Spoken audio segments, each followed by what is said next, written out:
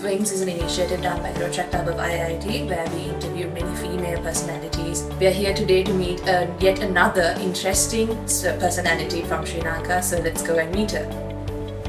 So she is an adventurer, a rock climber, a motivational speaker, and a women's rights activist. She's also the current chairperson of the National Olympic Committee on Complaints Against Sexual Harassment and one of the co-founders of the Delete Nothing organization. We're really glad to have Ms. Jayanthi Kuru-Utumpala. I'm so sorry about that. So let's just straight away dive into the questions. So who is a woman to you? What do you think is woman? A woman is anyone, you can be biologically born as a woman. And in today's society, we also know that there are many people, there are transgender people. And anyone who self-identifies as a woman is a woman. Has being a woman affected who you are today? There are many challenges that I have had to face simply because I am a woman. And challenges come from various social norms that are patriarchal, which say women have to only be a certain way, and if you don't fit into that box, then you have many challenges. Otherwise, I love being a woman and I'm very happy to be a woman. That's really good. So you're an adventurer, a rock climber. So how did that passion start? It's a very unique passion because like no one, when you go and ask, they'll be like, my passion is taking part in adventures and going rock climbing. They won't say that. I love climbing, and to this date I climb anything possible. Trees, the roof, rocks. Rock climbing is my favorite sport. So I think I just got into it as a child by climbing the trees in my garden. And I was fortunate that I've had parents who never discouraged me. Because I know a lot of girls are told it's not something for girls to do, so they don't do it. Again, those social norms and stereotypes. But I was fortunate that even if there's a risk, my parents said they taught me how to do it safely, and that's what I did. Okay, that's really interesting. Because like no one usually would be like, I want to like climb rocks as a fun thing to do. Like I personally am kind of scared of it. The thing is, we have fears in everything we do, right? There's like I have many fears. Public speaking is something I used to be very scared of. But if you learn the correct technique, then you can overcome those fears. And I often believe that it's important to do things that scare us so that we actually get out of our comfort zones, and that's how we can also grow. So come and try it one day. Oh, it's there in my bucket list. Excellent. Okay, so you are the first person to have climbed Mount Everest. How was that experience? I mean, very difficult to say in words, but surreal, let's say. It is a dream come true in 2016. Yes. Yeah. So how was it like? Were you scared? What were the emotions going through you at that point? Very scared, but I guess it was also something that I wanted to do since I was 8 years old. So definitely, I mean, I had many fears around climbing Everest, mostly because a lot of people died in the process of climbing this mountain. So it was important, the planning, 13 years of preparation in a sense. Just by climbing many mountains all over the world and learning about how to stay alive on tall mountains. But yeah, I guess the experience was life-changing for me, absolutely. Okay, so this is like a marvelous achievement. Like the first person in Sri Lanka to have climbed Mount Everest. It's like a very big achievement. But surely, being in Sri Lanka or any society that is, you have had to face some sort of struggles. Is there anything that you would like to share with us? Of course, absolutely. I mean, I think it comes back to the point we asked earlier about what's it like being a woman. And I think that's where the challenges that I had to face simply because of my gender were different to the challenges that a guy would face. I'll give you an example. First of all, before climbing Everest, people had told my climbing partner, who is a guy, they had said, why are you going with a woman? Right? And some people told my face also, you know, nobody else has climbed this mountain from Sri Lanka. So what makes you think you can do this, right? During the journey, I was told about how people, like young students, would place bets on who would get to the mountain, the top first, Johan or Jayanthi. And their answer was always Johan, simply because he's a guy, right? So these are stereotypes. I mean, Johan did not make it on his first attempt in 2016, and he had the courage to turn back, which I respect him for.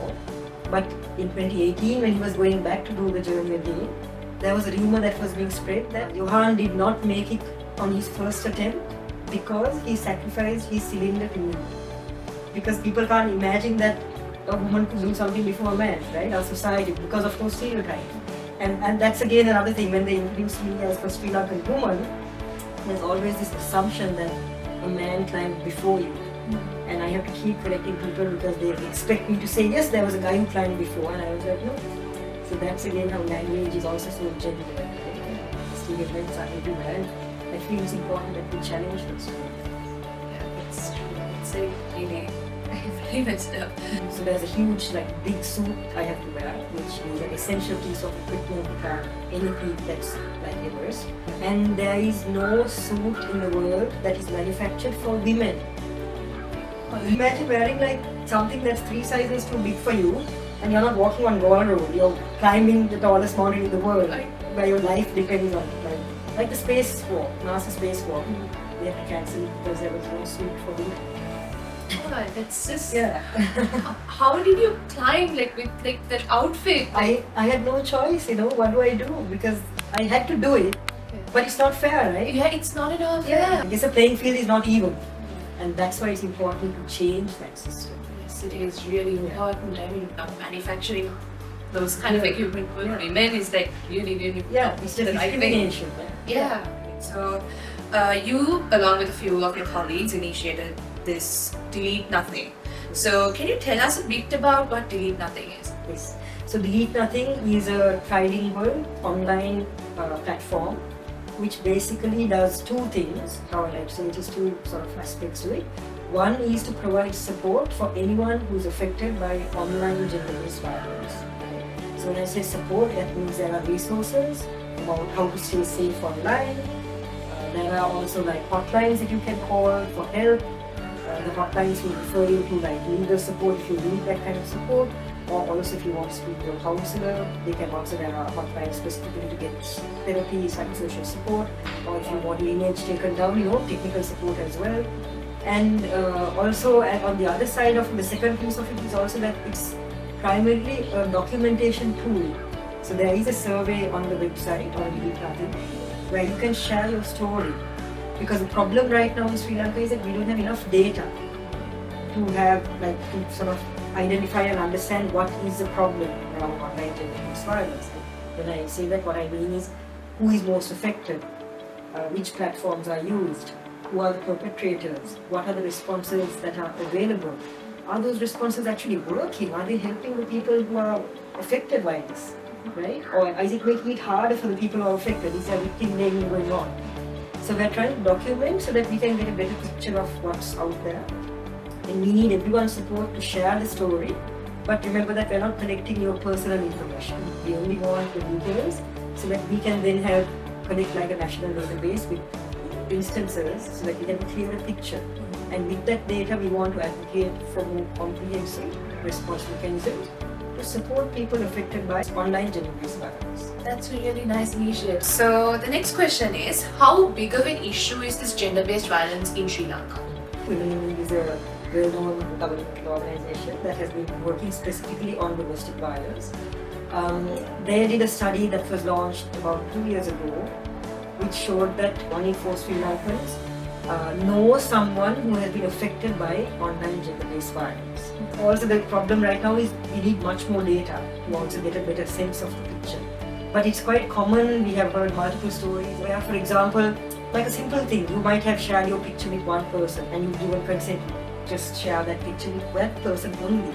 And the next minute you know your photograph is either on some other website or being shared or a fake profile has been created in your name and some horrible things are being said. And this happens a lot in schools as well.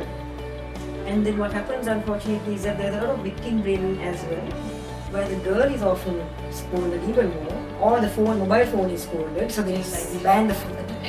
Which doesn't help because today's life where online and offline there is no distinctions. I think that's the problem, that we need a better idea of how the scale of the problem, and through Delete Nothing we're trying to document cases and get that bigger picture, right? So that we can, because what we do know so far is that it's quite prevalent. We also know that the responses available are really making things worse. Like let's say, if you're blaming the victim, then it can come to a point where people don't want to talk about it. They're going to be scared to talk about it. Then the problem just goes underground and it's very difficult to deal with it. So You need to create a space where there is support that's non-judgmental, that also talks about your rights on the internet. Everyone has a right to enjoy the internet as well, but you also have a right to stay safe. And how do you do that? Like, people go through a lot of things, but they can't come out and say, because you're always like, somehow it's always your fault. Yeah. It's and not, as a girl, particularly, right? It's always the girl's fault. Like, why is that? So that's the problem, and that's what we need to change, those attitudes. And you all are in the IT sector also, like this IIT, so you understand this problem is huge. And you know, when someone shares an image online or another platform, it's hard to track them as well. Yeah. Right? So, but he is talking about the creators. And so it's also really about, we need to understand how to deal with this in ways that are really putting the needs of the victim survivor at the center. Now we get on to our final question. So what are 3 life advices that you would give to women all around the world? We have to recognize that we live in a patriarchal world. This system is what basically is everywhere, which says that women should only do certain things. Like whether these are the sports they should do, these are the jobs they should do, these are the subjects in school they should be studying, and all of these decisions are made by somebody else, right? So we need to question that. Like, I had all these stereotypes being told to me. Like, you're too weak, how can you do this? You're a woman, why do you think you can make it? Right? And if I believed in all that, I would never have been able to climb Everest. Just because I have a family that supported me in, like, they didn't discriminate when I wanted to do all these kinds of adventure sports. And secondly, I also worked, when I was 23, I joined a women's rights organization. And I met so many other women who were strong, courageous individuals who also taught me that these are stereotypes that we need to question. I combine all 3 into one. The main thing, and my main message would be, question those stereotypes, right? Don't accept them. Because those stereotypes say that women are weak, but we know women are not weak. Women are strong mentally and physically, right? So if someone tells you something that you can't do it because you're a woman, ask why. Play rugby. Why don't we have women playing rugby? We have a team, but why is it not too popular in schools? To drive a bus. Why can't a woman drive a bus? You only need your brain, you need 2 hands and your legs, nothing else. So why are these stereotypes there? And that's what I mean by question. And because the stereotypes are created by society. Society includes all of us, and we need to break those stereotypes together. It's not only women, men, everyone needs to come together to challenge us. So that was like short, simple, but all 3 went to the point. Yeah. So that brings us to the end of our interview today. We are really grateful. Thank you so much for being with us here today. And catch you guys in the next Women with Wings episode.